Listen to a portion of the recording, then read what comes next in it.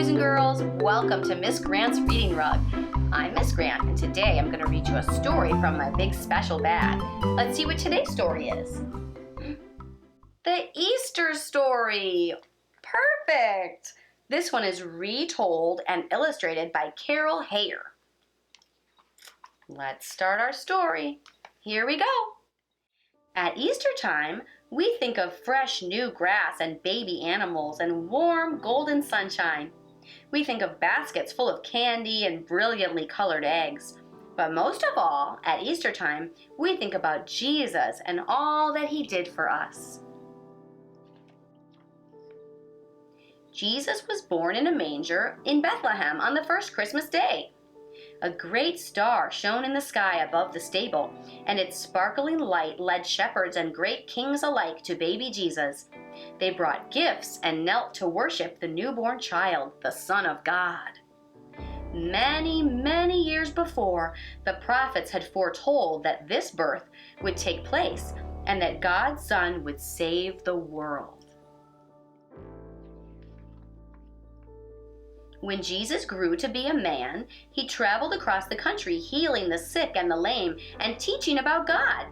Everywhere Jesus went, people gathered to hear him speak, and little children flocked around him because he greeted them with love and kindness. When the time came for Jesus to fulfill the teachings of the early prophets, he journeyed to the city of Jerusalem with his closest followers, the disciples.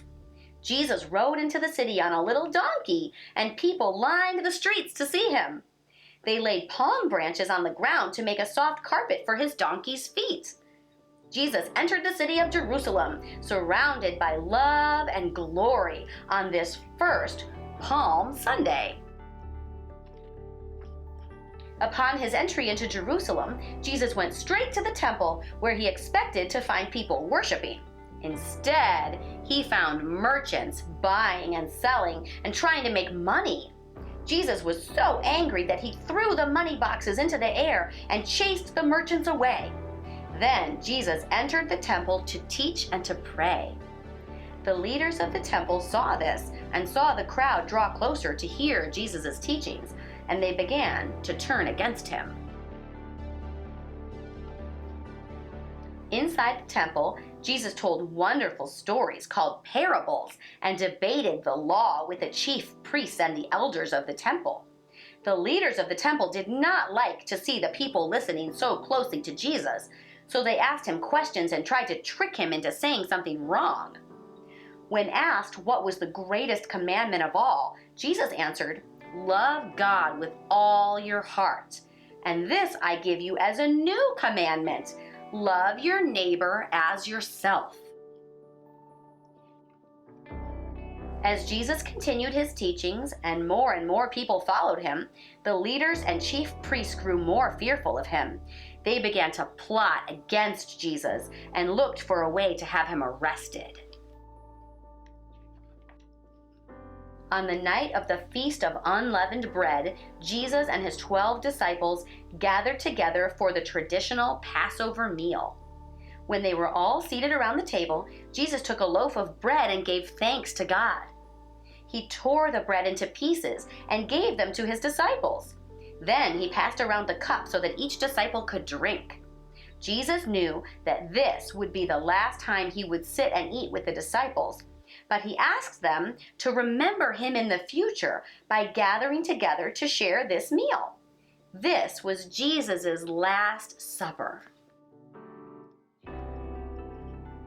After supper, Jesus and some of his disciples went to the Garden of Gethsemane, and Jesus went off by himself to pray. When he returned, he found that his followers had fallen asleep. As he tried to awaken them, a large crowd of people arrived, carrying torches and weapons. Sent by the chief priests, these men arrested Jesus and took him away. The men took him to the court of Caiaphas, the high priest, where all the chief priests and elders had assembled. Caiaphas asked Jesus, "Are you the Christ, the Son of God?" When Jesus replied, "Yes, it is as you say," Those assembled ordered him to be taken to the high Roman court and brought before Pilate. As it was customary to release one prisoner each Passover, Pilate went to the people and asked if they wanted him to release Jesus. But the chief priests had stirred up the crowd, and the people angrily shouted for Jesus' death. Oh no. Pilate let the crowd take Jesus away, and the soldiers put him on a cross. While the soldiers waited for him to die, Jesus' friends gathered around the cross, trying to comfort each other. As Jesus' death grew near, the day seemed to turn into night. Thunder roared, and lightning pierced the darkness of the sky. And then, at the moment of Jesus' death, a powerful earthquake shook the ground so hard that the great curtain of the temple was torn in half. Later in the day, one of Jesus' followers took down his body and tenderly laid it in a tomb. A huge, heavy stone was rolled in front of the opening, and a soldier was sent to stand guard. Early Sunday morning, the third day after Jesus' death, a group of women brought spices to the tomb to anoint Jesus' body. But they found that the stone had been rolled away. And when they entered the tomb, they saw that Jesus' body was gone. The women were angry and afraid, and they cried out, wondering who would have taken Jesus away. Suddenly, a man dressed all in white appeared. He asked the women, "Why do you look for the living among the dead? He is not here. He is risen." The women ran to tell the disciples of the disappearance of Jesus' body. But when they heard the news, 2 of the disciples returned to the tomb with one of the women, Mary Magdalene. They entered the tomb and found strips of linen lying on the ground and the burial clothes folded neatly nearby. The disciples left the tomb feeling sad and afraid because Jesus had been taken away. Mary Magdalene remained alone outside the tomb weeping. As she sobbed, she heard a man's voice ask her, "Why do you cry?" Not looking up, she replied, "Sir, if you have taken Jesus away, please tell me where you have put him." Then the man said, "Mary," and she lifted her head to see Jesus standing before her.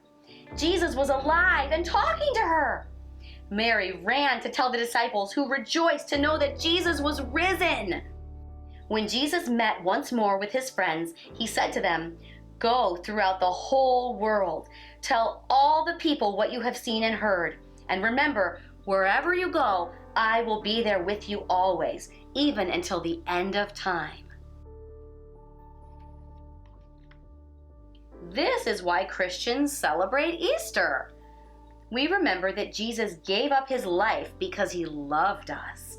And on Easter morning, we rejoice because Jesus Christ rose from the dead and lives. And we know that because of him, we too can live. The end. Thank you guys for reading this amazing story with me. You know what? This is actually my very favorite story in the whole world, the Easter story, because I love Jesus so much, and I'm so thankful for what he did for me. I hope you guys love him too.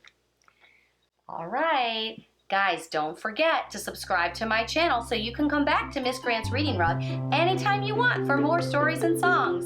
See you guys next time. Bye.